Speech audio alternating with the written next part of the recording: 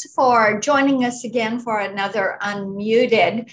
And you're probably going to the grocery store. You are going in to shop at Walmart or Target or other retailers. And you're going, my goodness, supplies are a little bit limited right now. And you're wondering what is going on. Well, our unmuted guest today can help you with this. David Owen is the co-founder and president of the National Association of Small Trucking Companies. They represent about 14,000 trucking companies from 48 states. He is also a U.S. Marine veteran, but as my Marine friends tell me, once a Marine, always a Marine. And David and his wife, Bonnie, live in Hendersonville, Tennessee. And David, I just want to say welcome and thank you for joining us today. Senator, thank you so much. It's great to be on a show that's called Unmuted because in many ways I feel muted for the last 30 years. We represent a segment of trucking that has a hard time getting to the table. And I want to thank you on the front end for even having us and hearing what we have to say. Absolutely. Let's talk a little bit about this intersection of what people are seeing on their shelves. The trucks, I think we've got cargo ships, first of all, about 170 of them that are offshore in Long Beach, California. So there's a backlog there. And then California has this ridiculous rule that will not let trucks into California unless they meet a certain standard. And so the truckers are kind of caught in the middle on this. Can you kind of walk us through this? Well, our company is a niche and we operate mainly with full truckload, long haul, small, family-owned, rural-based carriers. So we're not as active at the ports. However, that whole supply chain has become problematic for the last 3 years, 2.5, 3 years, and COVID and shortages and all kinds of, as you know, chips and DEF sensors and things that we need to keep our trucks running can't get to us. And as you pointed out, what's worse than inflation, what's worse than $5 or $6 fuel is a shortage of fuel. If you can't get fuel, in the ground to the trucks, you can't get anything else. Well, we see that happening. And I know, as you said, you've got these major trucking companies that are trying to come out of the ports into terminals. And that's where you pick up to get things to cities and towns and to stores and to retailers and to factories. And we know that there is a shortage of drivers, but then there's also your independent truckers, people that you are working with, when you can't get from the ship into the port to the truck to the terminal, you get a backlog, correct? It's just a perfect example of how complicated, complex, and at the same time simple, but interrelated our whole supply chain really is. I mean, we rely on those big ships to bring 60,000 containers at a time into the port. We rely on the longshoremen to get that stuff off the ships. We rely on the small interworking trucking companies that specialize in container traffic to get those containers from the port out 40, 50 miles to where they can put that stuff, cross dock it and send it to the rest of the country.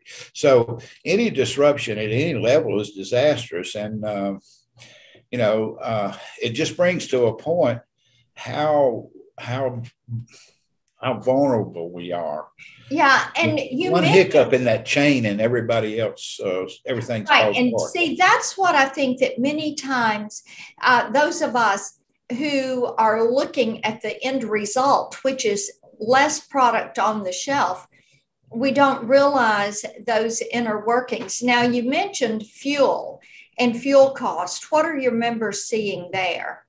Well, fortunately, but we went through, most of my members went through the depression or recession from 2006 to 2010, and we invented what is called a fuel surcharge for long haul trucking.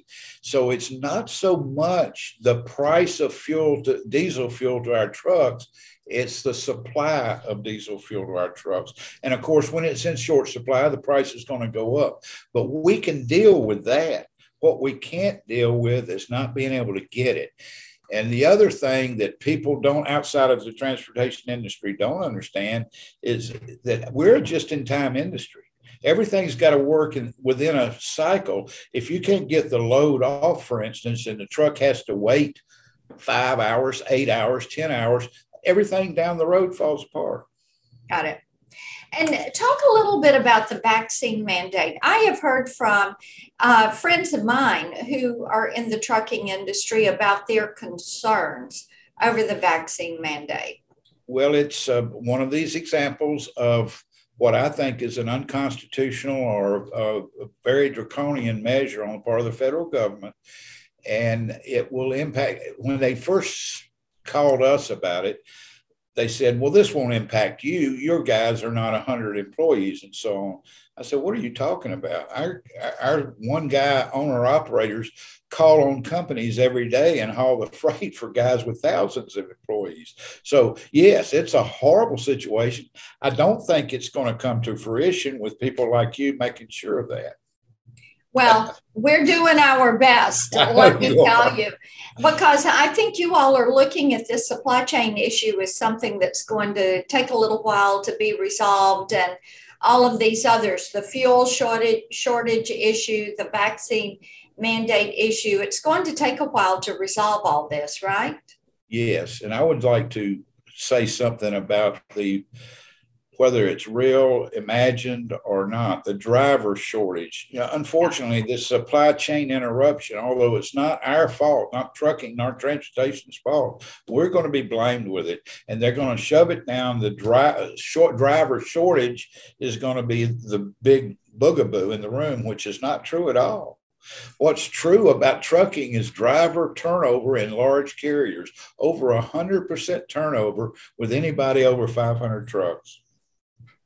Got it. They're running through people. Yeah. One of the things I've been working on is allowing people age 18, that 18 to 21-year-old age group, to get a CDL so that they can do some of these short hauls, be a second driver in a cab, things of that nature. We think that that's worth trying. However, it's not our issue, Senator, because small carriers, their insurance company is another level of regulation, so to speak. And small carriers can't hire 18-year-olds, period, even if the government says it's all right. Our insurance providers will not cover us if we hire somebody less than 22, 23 years old with 2 or 3 years experience in the industry. So this is a big trucking issue. And quite frankly, with the exception of the idea that big trucking generally runs people out of the industry quite frequently. If that doesn't happen, I'm all for 18-year-olds driving truck, and it'll give us a great experiment to find out if, in fact, they're mature enough to do so.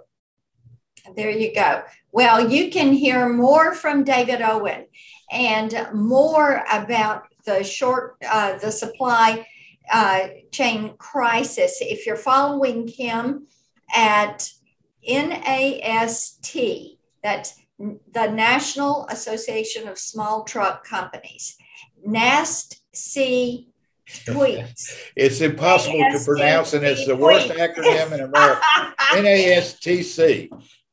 We call it NASTIC. Nasty, there you go. Well, if you will follow him, then you'll find out a little bit more, and you can keep up with what is happening with these small trucking companies that are getting products to your community. And of course, you're going to find me on social media at Marsha Blackburn.